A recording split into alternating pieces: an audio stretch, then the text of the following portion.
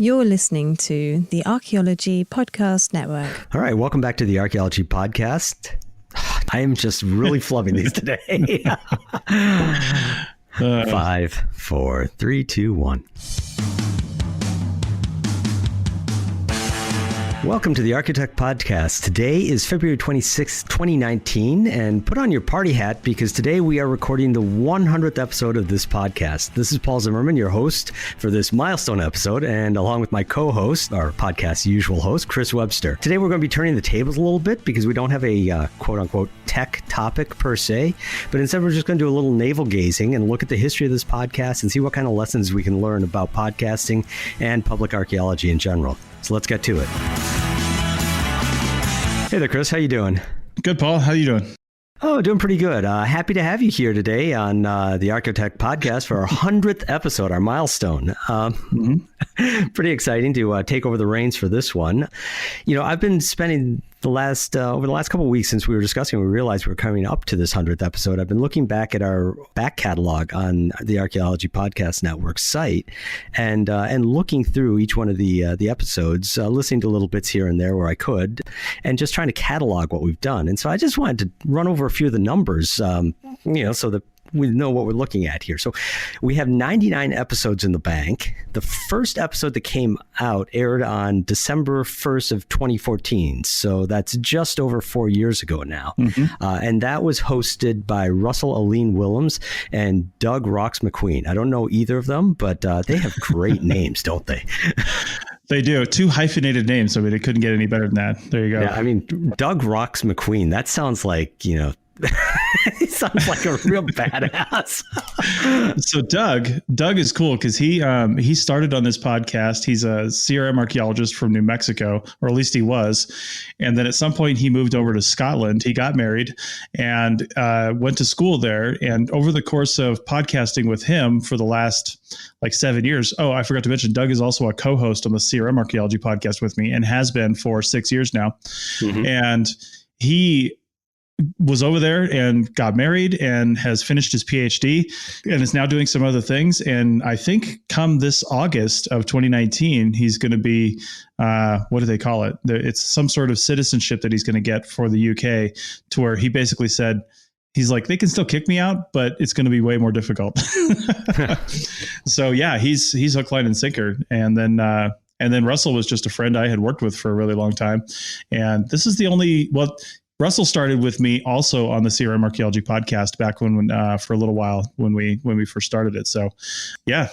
Well, what I wanted to ask you about, this isn't the first of the podcasts on the APN, but what was the genesis of this? How did this particular podcast come about, and how did these two end up being the first co-hosts? Yeah, well, it's funny you say this isn't one of the first podcasts on the APN. It's not, in the sense that we were already doing the CRM Archaeology podcast, and Tristan Boyle, the other founder, brought his podcast, the Archaeology Podcast, into it. So when we technically came up with the idea of the APN, there were already 2 podcasts for it. However, December 1st, 2014, the first episode was day 1 of the Archaeology Podcast Network. So as we were formulating this idea of the Archaeology Podcast Network, we were coming up with other shows that we could release right at the same time. And I had always wanted to do a technology podcast with archaeology. And while I wanted to be selfish and do it myself, I thought I'd look around because I just didn't have the time for that. So I was like, let me see if other people are willing to do this. And Doug and Russell stood up and said, yeah, let's take on another show, because they were still doing the CRM Archaeology podcast with me as well. So they decided to do the ArchaeoTech podcast and kind of get that rolling. And so we released that right on day 1 when we made the APN go live. I think the other show that released at the same time was the Archaeological Fantasies podcast with Sarah Head. So yeah, I didn't realize that it went right back to the very start of it. I thought that the CRM podcast was a fair amount, like 2 years older or so. It is older. It's just the CRM Arc podcast is older than the APN. Yeah, that's the part I didn't get before. Right. So over the years, these 4+ years now, we've had those two and 4 others. So we've had 6 total hosts and co-hosts. Mostly you've been on 88 times so far. Chris Sims, 39 times. Me, just behind that at 35. So 4 more, this one, and 3 more, and then we'll be neck and neck.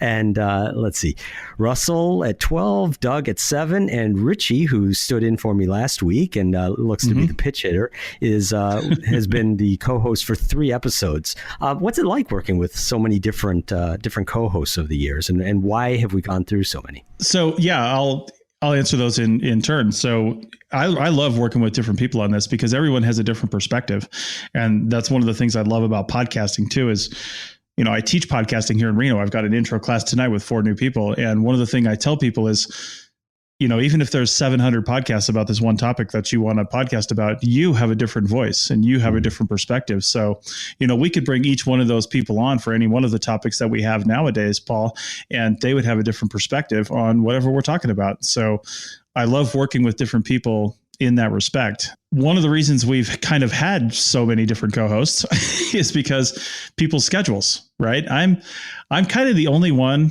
besides Tristan, really, but me a little more because Tristan has other stuff that he does, but I'm kind of the only one that is really super invested in the Archaeology Podcast Network. It's kind of something, it was my idea. I started it with Tristan, and I'm really invested in seeing it go. So when we have people say they need to back out, like Doug started this podcast, but you can see he was only on 7 episodes because he couldn't make the commitment. Mostly him and Russell were having a scheduling time frame problem because Doug was in Scotland and Russell was in Seattle. So that was always an issue, but Russell kept it going largely by himself for a while. He had me on as a co-host for a lot of times, but a lot of times Russell just did it by himself. And, it is what it is.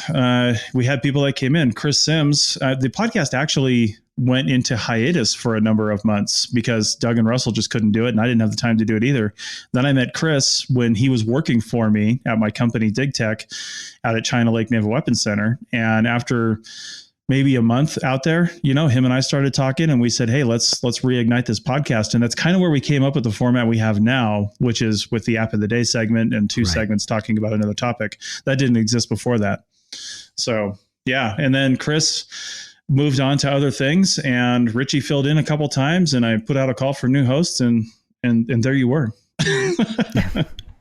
Well, I was looking at the release dates, and you pointed out that slight hiatus in the summer of 2015. Between Russell being the main host and you being the main host. But aside from that, it's been pretty consistent every other week for these 100 episodes. That's got to be challenging, like you said, for scheduling. And I know that there've been a few times that I haven't been able to make it on over the last year and a half that I've been here. Scheduling is a big issue, right? But what kind of other challenges do you run into in order to keep that kind of consistent schedule going? My biggest one is topics, honestly. I mean, I think we've nailed scheduling because, as you've seen, Paul, we've come up with, we record on a consistent day and time. It's on my calendar. I know it's coming up most of the time. Sometimes we forget, but we know it's coming up, and we build in a little bit of flexibility when we're doing it right. We got off a little bit this last few weeks, but now we're back on track. So, this doesn't release for another week and a half from this recording time. And just building in that time allows you to, this is another thing I tell people when I teach podcasting. I'm like, listen, if you don't schedule your show, you're just simply not going to stick with it. You have to schedule the release, and you have to schedule the recording, and you have to schedule the editing. And those are things that just need to go in your calendar if you're going to get going. But then now that we've kind of nailed that, because I've got times for all those, we know it's coming up. The biggest problem we have is topics. And sometimes it's not like there's not enough topics out there. It just becomes one more thing on your plate when you're like, oh man, I got to find a topic. And this is why I like having hosts like you, Paul, that can generally speak on a number of things. Like we can often come up with something almost at the last minute. And I would hate to put out an episode that was just, it sounds like you're phoning it in, but I don't think we've ever done that. Like we'll come up with a topic real quick before that episode records, and then speak intelligently about it for 40 minutes and then do a App of the Day segment. So that's the kind of co-hosts that I wanted for this show. And I'm glad that we're there now, so we can just, so we can keep this going. That being said, we always want people to send us in more topics that they want us to talk about. Oh yeah, always. That's a big thing. I agree with you. Finding topics is the toughest thing. It's not just, there's so many topics that, we communicate offline a lot. Off of the podcast and on Slack, text back and forth, whatever, emails. And we have topics in the bank and people that we want to interview, and we're scheduling an interview and trying to come up with topics. And there's so many things that are so cool in archaeology in general, in tech related to archaeology. But to try to get enough of an idea about what we want to say about something, to tip it over the edge from being a cool idea to being something that we actually can speak about with some intelligence, that to me is the trickiest thing. And I know there have been times here that I feel like once the words start coming out of my mouth, I am kind of that student that's bullshitting. Yeah, right. This is the very edge of the limit of what I know about what I'm talking about here. I'm going to say everything I can, and then we're running out of time. So coming up with topics, I've found, I'll agree with you. That's the most interesting, the most challenging thing. But it's not the coming up with topics per se. It's coming up with a topic that one can speak on. Yeah, that is the key. So speaking of topics, hey, I've got some numbers for us. So we have, I looked at all the different titles we gave to the episodes and to try to tease out what the topics were. Sometimes it's a little more clear. And I know that when we discuss things, we often kind of bring in other topics and swim around and touch different things that might not be evident from the overall stated topic of the episode. But from the stated topics of the episodes, our most common topic, can you guess what it's going to be? Drones. Drink. Yep. 6 times. Six distinct times that it was a top line. This is what we're going to be talking about on this episode. I'm sure that if we counted every time that we discussed drones, it would be pushing 100. I wasn't even on this screen on our thing. I was writing another note in my App of the Day segment when you asked me that. I didn't even see that it says drones up here in our little show notes. So that's how confident I was. Number 2 of topics has been codify. When we restarted this podcast, it was right around that time that I started talking to Codify. Mm-hmm. And real quick after that China Lake project, I think within a month or two, I was essentially contracting for Codify for about 2 years. So I talked about Codify a lot. Yes. And not just Codify, but we also, that was 4 times that it was a top level item. Apple, covering like WWDC or new Apple releases, AR, VR, photogrammetry, and what I kind of lumped under a topic of field tech under constraints, under power constraints, under weather constraints, so on and so forth. All of those, Codify, Apple, AR, VR, photogrammetry, field tech, all 4 times each, followed by discussions of books with their authors at least 3 times, and 3D printing at least 3 times. But then if I just look at some of the other main ones that we've done, you've done SAA a few times. We've had 2 different episodes with listener questions, and I've got to say that those ones are a lot of fun. I really appreciate doing those ones. LiDAR twice, which seems a little low, but it might just be because LiDAR pops in all those discussion of drones. Field photography twice, databases only twice, which has got to be just a freak of how things are titled versus what we're actually discussing when we start discussing things, because databases, I think, come up pretty much every time. I think so. Bots twice. Both those episodes were recent. Grab bag twice, which kind of crosses into the listener questions as well. And those are fun. And then we've had ones I know we've done, but I couldn't really quantify. And what I mean are article discussions. And these ones, these are one of the things that we do, I guess, when we're having troubles with a topic, is we will find an article that catches our attention, read it, analyze it, discuss it, critique it, praise it, and so on as we go through. Some of these ones would be really nice to have the authors on, and some of them we have had the authors, and that's why it's a little difficult to count. Projects with their researchers, and that's exactly the same thing. Having somebody, hey, you just wrote this great article about X, Y, or Z. Could you please discuss with us? and tech advice. And that's tough to quantify because we kind of weave that through a bunch of different discussions. Certainly in things like the field tech under constraints, we bring tech advice in all the time. And I know we've done it under databases and various other things. Is there a kind of topic that you generally prefer to do that you have the most fun with? Drones. Shocker. No, I think drones is a big one because it's such a new thing in archaeology still, and people aren't really sure, how to deal with it and what to do, and they can be expensive and it takes some skill to use. So I think that's one of the jobs of a podcast, is to help educate people, and I think one of the biggest things we can educate people on is in fact drones. The other one is, which I'm really surprised didn't show up high on the list, and again you said that might just be difference between titling and what we actually talk about, is digital field data recording, because that kind of goes under Codify. Each time we talked about Codify, we were talking about field digital data recording. Mm-hmm. And I must not have talked about WildNote enough, because that should be making its way up the ranks too when we do episode, 200 episode. It's interesting. I think those are my two probably passion topics. Although 3D printing is kind of high up there for me as well, only because I go in cycles here at the Reno Collective. I've been doing a lot of 3D printing lately because I needed to make something for my bicycle at home. and I found a way to do it, and I came up with this thing. It broke, and then I re-engineered it, and now it's working. But then I've also been, because that reignited me, and I've been printing some swag basically for the WildNote booth for the Society for California Archaeology Conference coming up, which, if you're listening to this in real time, the conference started today on this Thursday in March. So anyway, those are my big go-tos. If we could, honestly, I feel like if I had the energy, we could probably come up with an entirely separate podcast just about drones, or just about field recording, or, something like that. But we'd really have to nail down the topics. Well, I think that what you were just saying about, the perception of like field recording, I know that we've discussed field recording in pretty much every episode. And that, again, isn't reflected in the top line that I just ran through. But it's one of the things I really enjoy about being the co-host on here, is that we do bounce around across different topics, different ideas, different kinds of technologies that we are interested in or we have experience with.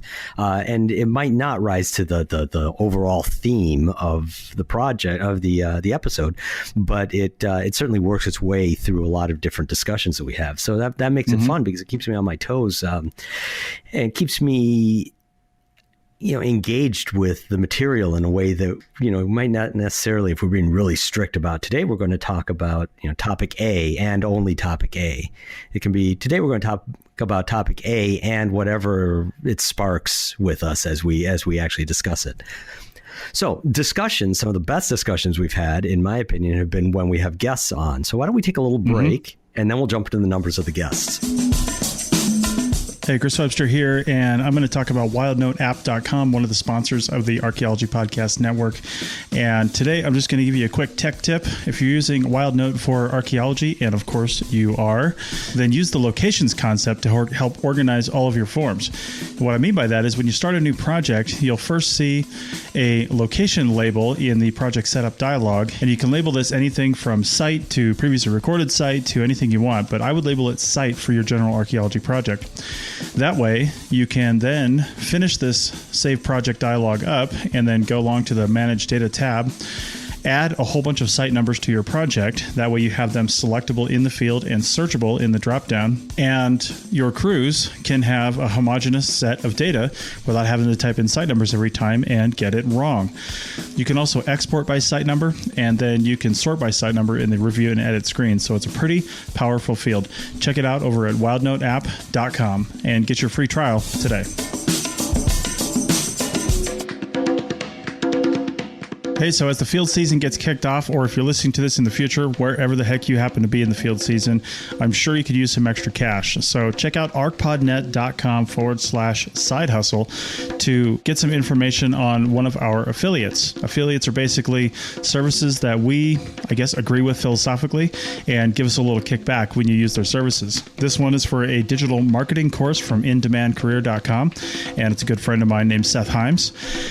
And head on over there, click here to check out your new gig link right at the bottom, and it will take you to Seth's site. And then when you purchase his course and learn how to be a digital marketer and get your own clients on the side for your own little side hustle, whether it's wintertime or between projects or what have you, then the Archaeology Podcast Network will get a little bit back from that so we can keep bringing you awesome podcasts. So that's archpodnet.com/side hustle.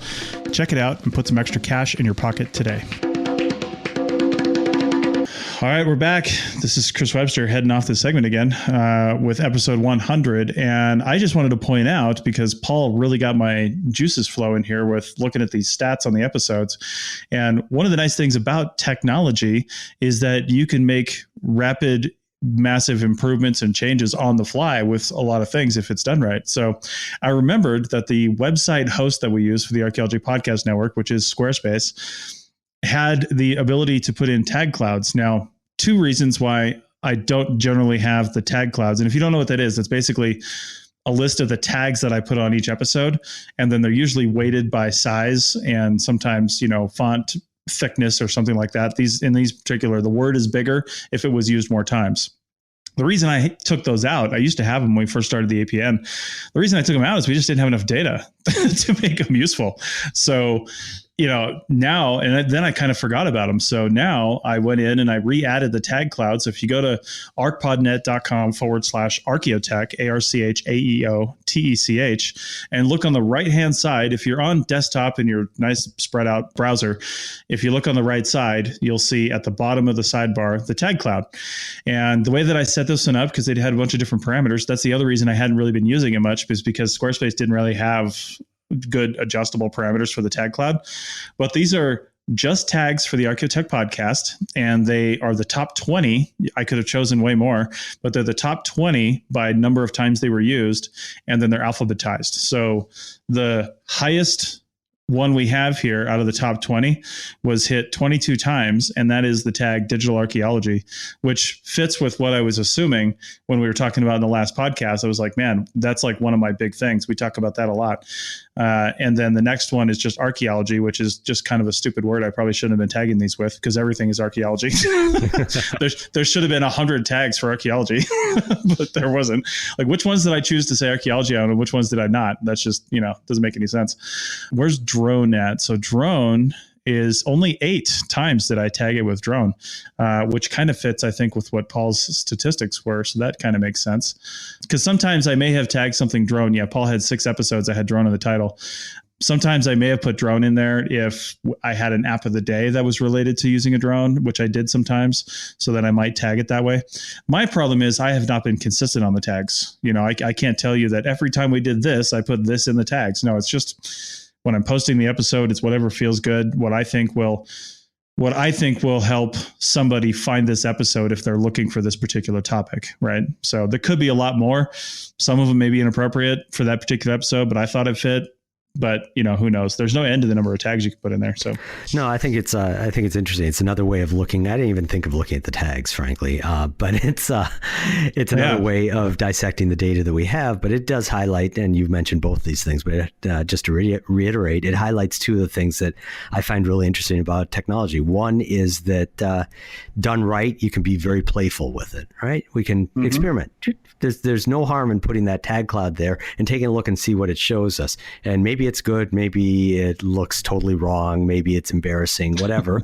We get rid of it, or we think that it's pretty good and we can modify it a little bit. And the cost of actually implementing and iterating through something is often quite low in the digital world. So if you have the time, it's worth exploring sometimes.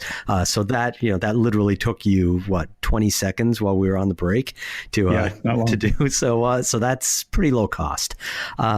And then, we spent more time talking about it already. And then the other, which you mentioned, is that with tagging, it's garbage in, garbage out, with a lot of things in any kind of data collection or analysis, garbage in, garbage out. But, it depends on the consistency and the accuracy of what you've recorded, which gets back to all those discussions we've had about digital archaeology, right? The consistency and the accuracy of recording the data out in the field on tablets in order to make better use of it later when we're back in the field or doing the report, back in the lab or during the report, excuse me. So anyhow, this is a little side that I think is actually kind of fun, because this is exactly why you and I both have an interest in tech and archaeology, is that, that experimental aspect to it.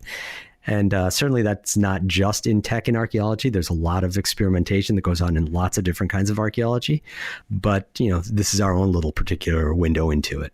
This also highlights another problem with technology, and that is if you're too close to it, sometimes you think that people are seeing things and they're actually not. I'm really getting this with WildNote. Like, the onboarding process with WildNote is really interesting because I'm deep into this system, right? Like I'm deep into it and I see stuff and I know things are there.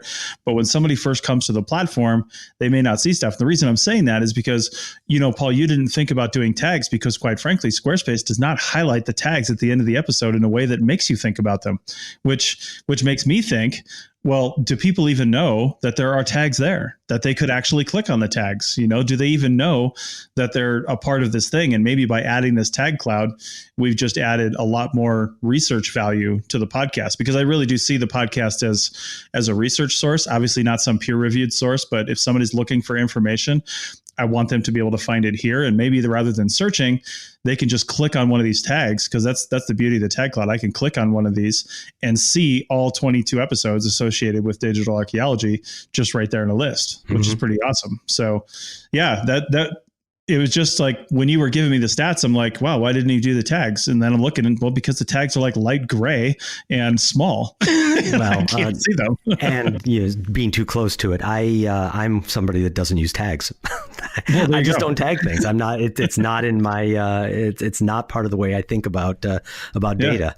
I know that's kind of anomalous, but I'm very structured in the way I look at data, and tags tend to be a little more amorphous. And so when people were first getting into them, roughly about 10 years ago, tagging things on blogs in particular, it was something that I didn't find any particular need. And so I didn't, jump in on it, though a lot of people have, and it's worked its way into our operating systems and into a lot of things.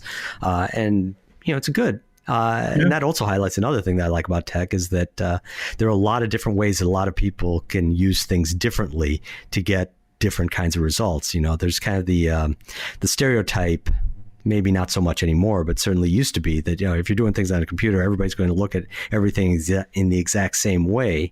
And it's going to take a lot of the human element out of it. And what we're seeing is that actually there are lots of ways to keep humans involved in their tech and in how we use the tech in a lot of very, very different ways that you wouldn't expect necessarily looking at it from the outside. And speaking of humans, kind of awkward segue, but I'm going to do it. We've had a lot of humans other than the hosts and the co-hosts. I looked, and we have 54 distinct guests over the years. Not bad. Except with a little asterisk there. Episode 32 with Megan Dennis lists students. I remember that. She never gave us the names. I don't know how many students. I don't know their names, unfortunately. So students, that means that there's at least two. So at least 56 distinct guests have been on the show.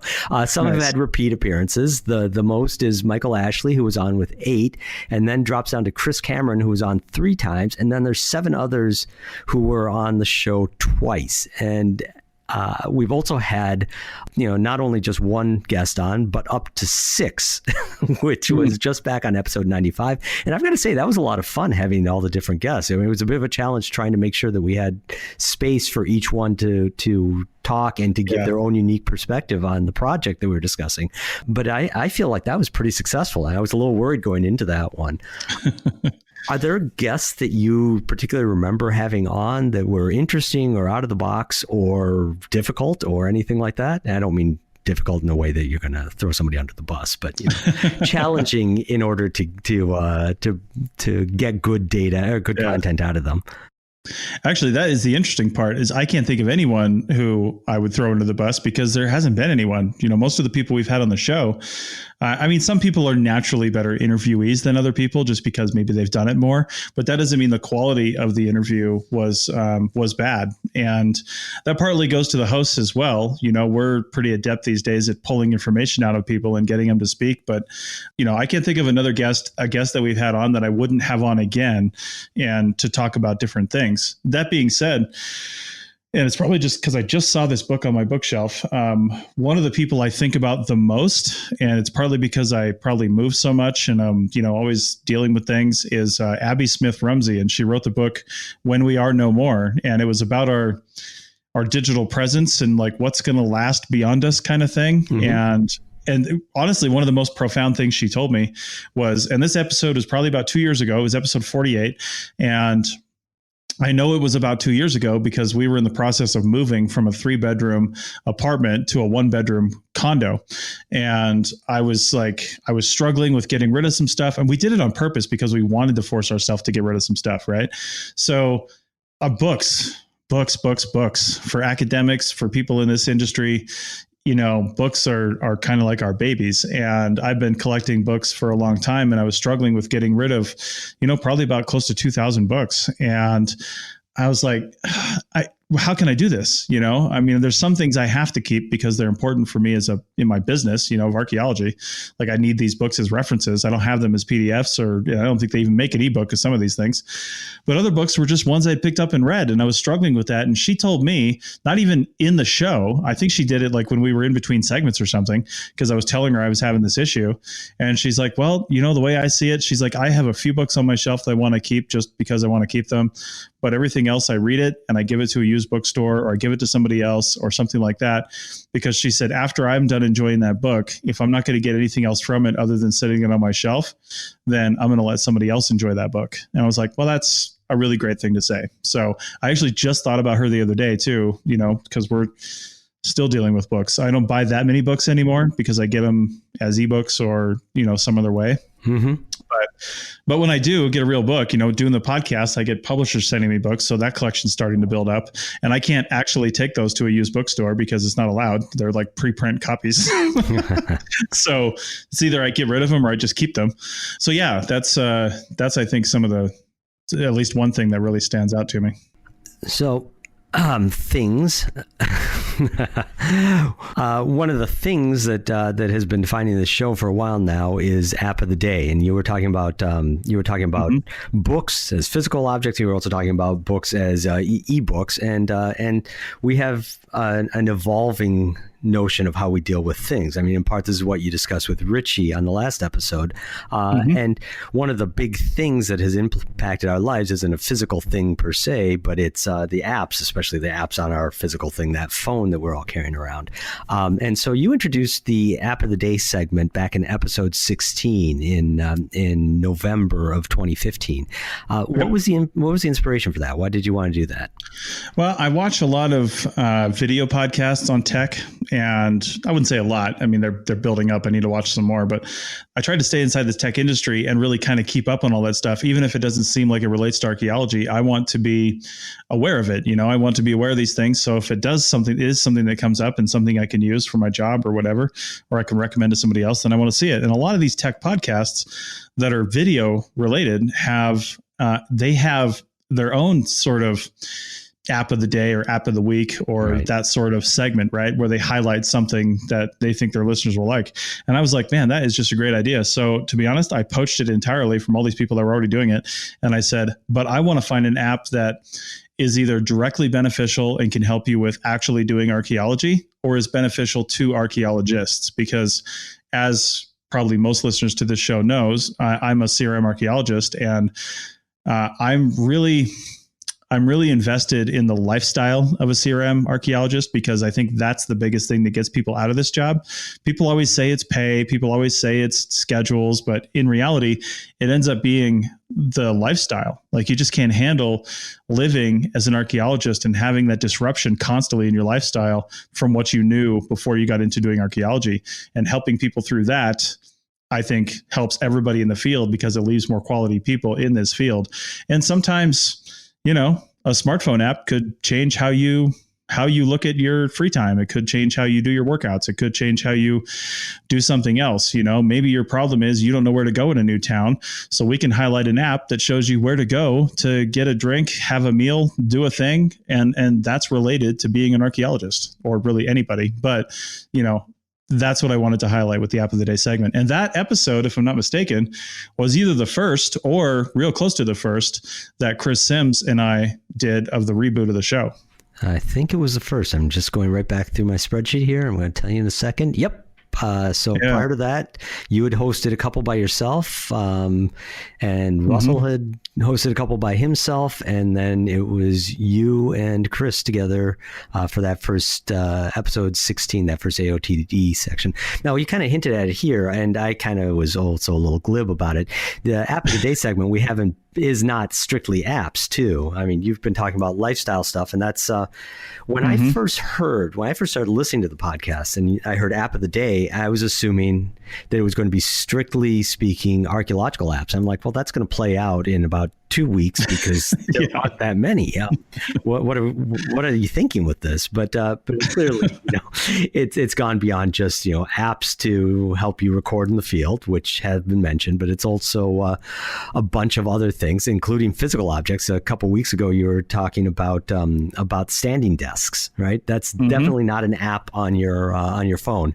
It is a lifestyle element, and it pertains. And a lot of the things that I talk about have nothing at all to do with archaeology per se. Guitar tuners and crazy stuff like that go to the quality of life or ease of doing certain things. And so they just seem kind of interesting in general. And I kind of like that too, because we often counterpose, humanity on the one side and technology on the other side, right? Archaeologists maybe less so than other people, because so much of what we look at in the past is ancient technologies, how people managed to do things in the past. But in popular culture, these are sometimes seen as opposing forces. And I don't see the world like that. And I know you don't see the world like that. And we see them as in a dialogue, the technology and our lives and our humanity, and it all kind of is a stew, and it all informs each other. So the app of the day, when we do it right, is talking about these things that we think can inform not just our work, but also our lives. And that's also, we haven't shied away from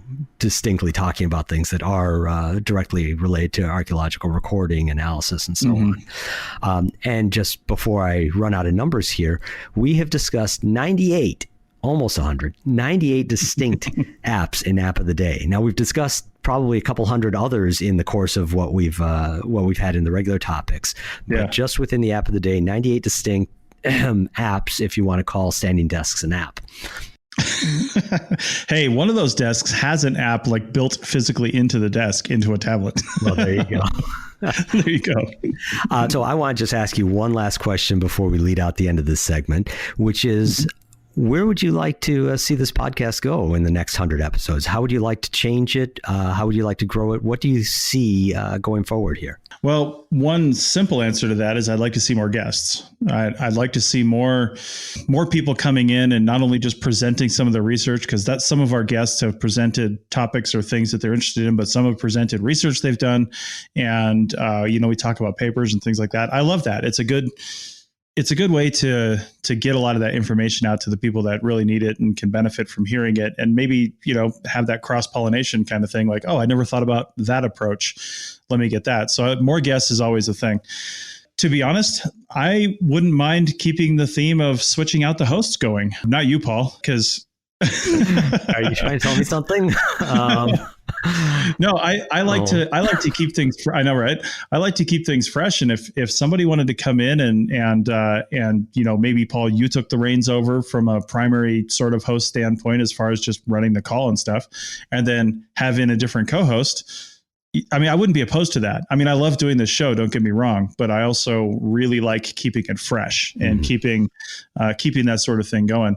And then finally, looking at new segments possibly. And new segments is always tricky because of the work involved in setting up new segments. But I would love to have some sort of the day segment. Maybe we got rid of the app of the day segment and we moved it to like a tech tip of the week or something, or some sort of highlight some piece of equipment. We'd have to have something that we can keep going for a number of episodes and then do that. But thinking of new segments like that, where we highlight something in particular, I think is something I would like to do. Again, that's more complicated than it sounds like, because, oh my God, there's always there's always just like coming up with new ideas, So I'd want to probably come up with a list of about 50 things before we even decided to do it. Right. Yeah. Well, I've got to agree with you 100% about having the interviews, having the guests on, because that's been my favorite part. And it goes toward the same point of Switch Up co-hosts, is that it keeps it fresh. I mean, we have our own stock of knowledge, our own biases, our own opinions, and our own experience that we can share. But at a certain point, we're going to be repeating ourselves too much. So it's really nice to have other people that can stir it up, that can give their own perspectives that are different, sometimes radically different than our own. And so it makes it exciting, because it is potentially a fairly diverse field.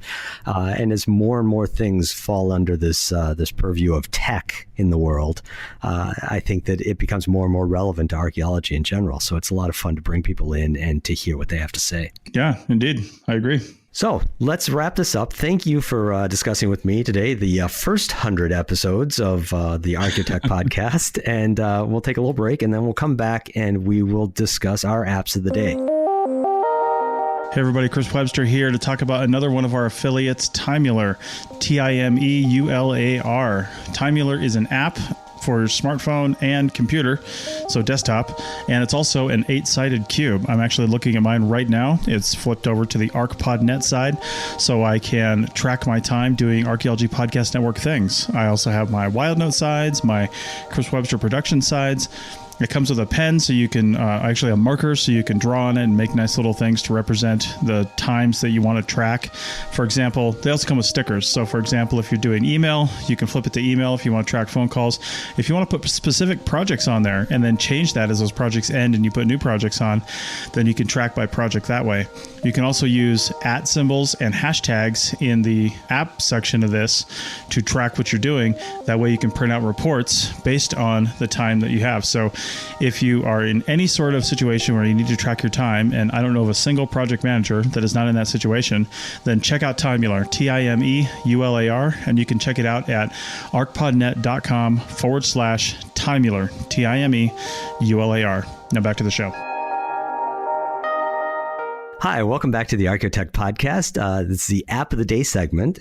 This is Paul, and I am going to talk about a particular app called Clone. That's Qlone. It's available on both iOS and Android, and it's freemium software.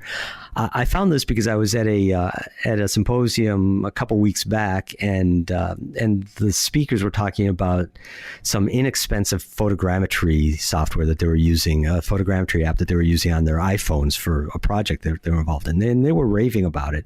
So I looked at that one, and I didn't download it at the time. I probably will, and then we'll review it in a soon upcoming episode. But you know, like when you go into the App Store and you see all the other apps, if you're looking at this, you might like this other thing that does virtually the same thing. And there were a lot of photogrammetry apps there. So I clicked on a few, downloaded them, or wasn't able to download them because my phone is an iPhone 8 and it doesn't have the AR camera. And so they wouldn't run. They would just work like regular cameras or would refuse to install. But one of them that did was this one, Clone. And so I've been playing with it. It's interesting. What you do is it works on a special mat. So once you get it, you have to print out a mat that looks kind of like a checkerboard. It's a checkered grid that the program itself keys in on. And then you set your object on top of that mat and you spin it around in order to scan it from all angles. The program itself is really nicely laid out. Printing that app couldn't have been any easier. I clicked on it, and it allows you to order a copy of a mat, or else send it, via email. I just airdropped it onto my phone and then print it onto my computer and printed it out from there. Nice. A minute later, I've got this mat. I set some objects, and I went around my office and grabbed a bunch of different things. I set them on the mat and spin them around. You set the object in the middle. You pull the phone back far enough, and it sees all four corners of that grid, and then superimposes a hemisphere over the object, and then you spin either around the object or you spin the mat so that the object is right in the middle. And as it takes pictures on the different facets around that hemisphere, it makes them go clear so that you can see what's been photographed yet and what still needs to be gotten. The first thing I did was my coffee mug, and it was an absolute failure. It looked terrible, and it did the weirdest thing in that the top of it wasn't a hole, the mug itself. It wasn't even flat. It was a spike that went way up, so you poke yourself in the eye if you're going to try to drink out of the coffee. Actually, that wouldn't even work, because if you tried to pour coffee into it, it would have just run all over onto the countertop. So I thought, well, that's not very good. That's not a good start. So I grabbed something a little simpler. My coffee mug is also gloss black, so it was really highly reflecting the mat that it was on. I thought that might have been a problem. I grabbed a salt shaker and I scanned it and had slightly better results with it, but still had a point out the top. So I thought, well, I'm definitely doing something wrong here. And then I did the salt shaker a second time, so my third scan, and I noticed that it had a little switch on the side when it was done saying flatten top. Oh. So I did that, and my third attempt actually came out okay. So then I started. Now I figured I'd gotten this working. I should stay on some other things. And I got a pop-up. So I said that this app is freemium, and what it does is it allows you to do a scan. It does. It creates the object. You can then project it via AR onto a desktop, for example, and spin it around and look at it from different angles. And it's really cool. It works really well. You can export your model, and I'm just trying to click through so I can tell you exactly which kinds of exports we can do. You can send it directly to Sketchfab. You can output it in a couple different formats. You can output it as a video. You can output it as an image, but you can unlock a whole bunch of other different export formats if you want to by paying. And I think that the cost is $29.99 to get those extra features. But it also popped up a warning saying that that they have volume purchasing plans for educational institutions. Am I interested? No, actually, I wasn't, but I'm interested that they did that because we use at the school here, we use a number of different apps and we use them through volume purchases, but it's always something that we have to go hunting for. And this is the first app I've ever experienced that actually popped up, said, hey, we've got an education version that you can do a volume purchasing on. Are you interested? So that shows a certain amount of forethought on the parts of the developers that I wasn't necessarily expecting. It was kind of refreshing to see. Anyhow, I went about and grabbed some other things, and I grabbed this little 3D city puzzle piece that was on a shelf, and I scanned that, and it came out looking kind of lumpy, but a little better. I grabbed a toy model car, and it had that same problem where everything was spiky off the top. So I told it to flatten the top, and instead of just flattening the roof of it, it flattened everything down to the level of the hood. Well, that wasn't acceptable either. And I started to think, well, where this program is falling down is with actually scanning things in 3D, which is a little bit of a shame when that's what it's supposed to do. I did have a nice hunk of kind of beanbag size and shaped hunk of brain coral that I put on the mat and scanned that, and that came out really good. So it seems to me that that with really angular, regular shapes, it has some trouble, but with very kind of organic or lumpy shapes, it does a much better job. So that was nice. So what I would think is that this, if you've got a phone that doesn't have the better, AR capable camera, like a lot of the newer ones, like the, for example, the iPhone 10s, this might be a way to actually use the phone that you have in order to scan some object quickly and potentially to send it to somebody. Hey, what does this look like? Can you take a peek at this? So I think that it might have some limited use for archaeologists in order to quickly capture an object and send it to somebody else to examine, or send it, for probably not for publication, but for popular publication. Let's say send it up to Sketchfab. Wow, that's a lot of words on what seemed like a simple little program, but it was really, it's interesting. It's another one of these ones that I play with, and the gears start turning. How could I use this? And again, I'm going to examine soon, I hope, that other app, the one that the people at the speakers at the symposium were talking about, and then I'll compare. I'll put them both in a cage and let them fight it out and see which one comes out. Yeah, no, this is great. It would, some of their examples down on the website here show like the entire surface of something. Like there's a tennis shoe and you can see the bottom of it. So I noticed in their in the write up here on the side there that, putting it in different poses and then it will put all that together is how you get that. Because obviously you can't take pictures of the bottom of it without flipping the sneaker over. Same thing with like the Twix bar they have down below that. Like the Twix bar looks beautiful. I know, right? So yeah, it looks like it's just really good. Really good at doing that. So I could definitely see some applicability. I would want to play with it to see how well it works offline. Can I take this out in the middle of the desert and scan a bunch of stuff and then come back and then hit bam and have it go do its magic? Or do I need to be online to use the app entirely? Stuff like that is what I would want to know, because that would really change the applicability for archaeology. Yeah, I didn't think to test that. Yeah. Or I wonder if you can take a bunch of pictures on the mat, like you've just got it on your photo board or something out in the field. You just take those pictures into your camera roll, and then instead of taking them in the system, you import them. But you probably can't do that because it wants you to take them in the dome. That's very similar to the Google, the Google Street View, where you could do a 360-degree view around you. You just put your phone in the orientation of the picture it needed next, and then it helped you, get the right overlapping and layering and stuff. So yeah, it's pretty cool. Well, really quickly before we go, the free exports it has are Sketchfab, iMaterialize, GIF, or GIF, depending how you want to pronounce it, video, image. I don't know what image is. I guess it's just exporting a JPEG, Facebook, Twitter, and Instagram.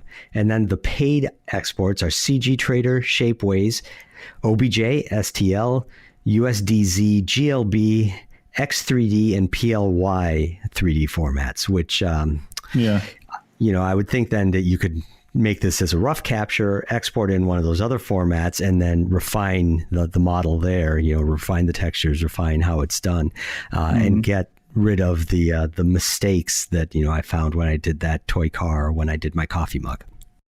Well, I'm not sure of some of those, but I know OBJ and in particular STL are simply just used for 3D printers. The 3D printer I use here at the Reno Collective takes OBJ or STL files. So yeah. Nice. And I know too that once you bring it into the 3D printing software, you can't really do any modifications to it. So you'd want to open that STL file in something like, you could marry this up with another app of the day we've had, which is Tinkercad. So you could scan your thing here, export it as something. Well, see, you need the paid version because I'm pretty sure the only thing you can bring into Tinkercad is an OBJ or an STL file. So yeah, so you need to do that. It would be if you're going to use it a lot, it'd be something that would be fun to use. Yeah. All right. Well, I'll move on to mine. And as Paul mentioned in the numbers in the last segment, sometimes we didn't have apps that apparently had anything to do with archaeology. And again, with mine today, that's going to be the case. Now, this goes back to what I was talking about with quality of life. So my app is called 7, and I realized I've had it sitting for some reason in the list of potential apps to talk about for a long time and have never really talked about it. And it's somewhat of a freemium app. So you can use it for free, but it does have some in-app purchases. But what 7 is a really quick workout app. And before you groan and turn off the podcast, it's 7 minutes. And I don't know if you remember the movie Something About Mary, when she picks up like the psycho killer guy and he's like, 6-minute abs. He's like, you've heard of 7-minute abs? Well, I've got 6-minute abs. And he's like, what if they come up with 5-minute abs? And the guy just couldn't handle it. But that being said, what I like about this is really two things. First off, it's iOS and Google or Android. And they call themselves scientific 7-minute workouts. So if you choose a workout based on, now you can craft your own thing if you just want to say screw their science, but you choose a workout based on what your objective is. So if you're trying to build your core, if you're trying to lose weight, if you're trying to strengthen your legs or your arms or something like that, it gives you a series of, I think it's 30-second or so workouts. How does that work? I think it's a little longer than 30 seconds because there's time in between, and there's usually 12 steps. And sometimes it's 6 things, and then you run through those 6 things one more time. So almost like circuit training. But the really cool thing is they show you a nice little animated graphic of exactly how to do the thing that you're supposed to be doing and in what speed you're supposed to be doing it. And you just set your phone up, and there's a little timer that goes around in a really great little circle, along with a physical timer that you can see. and the person doing the thing, and you just follow along. And the reason I think this is great for archaeologists is especially shovel bums is, we often just get home and we're like, oh my God, like I'm going on this field project in a few weeks. And I'm, for the first time in a really long time, I'm going to be doing 10-hour-day surveys in Southern California and Arizona. So it's going to wreck me. Right. So I'm going to get home from work after a 10-hour day. Part of that is probably sitting in the car at the end of the day, which that's always been a problem. Like you just do this huge workout, basically. You burned a ton of calories. You walked all these distance. Nobody stretches. And then we sit in the car for an hour. So you get back to the hotel or wherever you're staying and you're just like, man, I just got to do something quick. And this might just be the thing to loosen you up, get you going. It's a quick 7 minutes and it shows you exactly what to do. You don't have to think about it and you could just get it done. So now, like I said, you have the, sort of the freemium model. So if you want to do some of their other things and just increase the different kinds of workouts you can do, you can give them a little bit of money. It's not very much. And you can do that. The other cool thing about it is they have a watch app. So if you have the Apple Watch, you can see those same graphics right on the Apple Watch, which is pretty sweet because it, you don't have to have your phone visible. You can just have it right there and glance down and then it'll tap you when it's ready for the next one, tap you when it's ready for the next one. And they also have like different encouraging instructors that you can turn on or turn off. I remember that I was using it. I had like the drill instructor turn on and it was like, come on, you can do this, maggot, that kind of thing. But then they've got like the stoner guy. And then they've got the female gym instructor, the male gym instructor, or personal trainer or something like that. You can turn all that stuff off too, if you don't want to hear any of it. So yeah, great little app to just keep you from tightening up and get a little bit of exercise in and without wasting any brain power on what the hell am I going to do for exercise right now. So, yeah.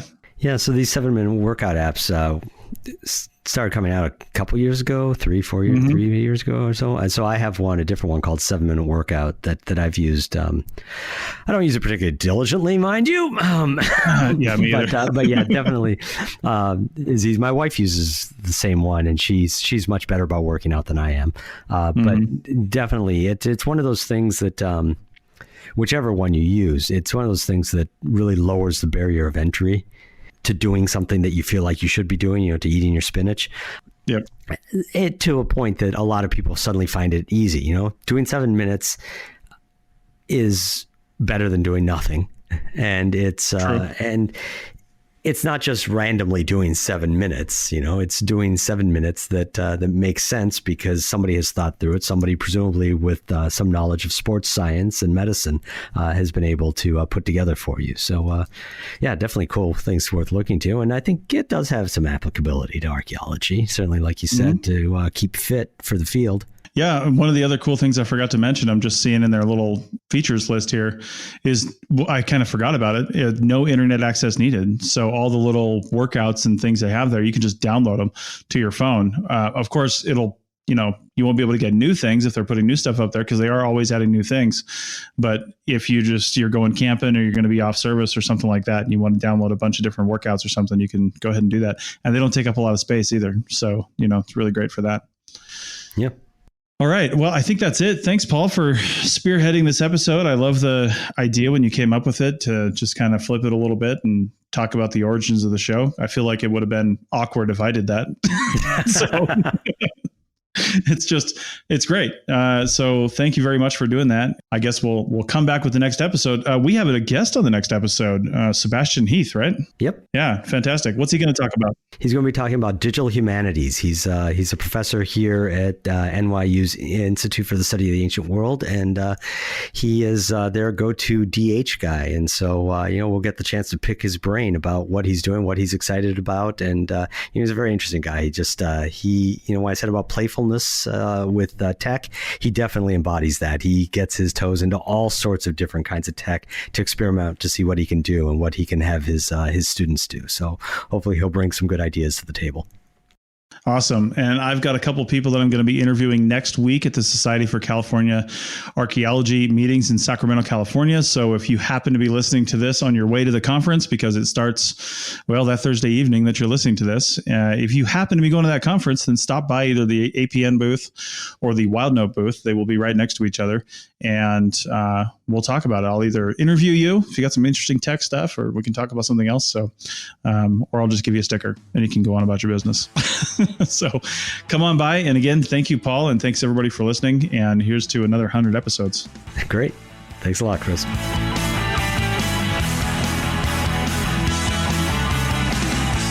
Thanks for listening to the ArchaeoTech Podcast. Links to items mentioned on the show are in the show notes at www.archpodnet.com/archaeotech. Contact us at chris@archaeologypodcastnetwork.com and paul@lugal.com. Support the show by becoming a member at archpodnet.com/members. The music is a song called Off-Road and is license free from Apple. Thanks for listening. This show is produced and recorded by the Archaeology Podcast Network, Chris Webster and Tristan Boyle, in Reno, Nevada, at the Reno Collective. This has been a presentation of the Archaeology Podcast Network. Visit us on the web for show notes and other podcasts at www.archpodnet.com. Contact us at chris@archaeologypodcastnetwork.com.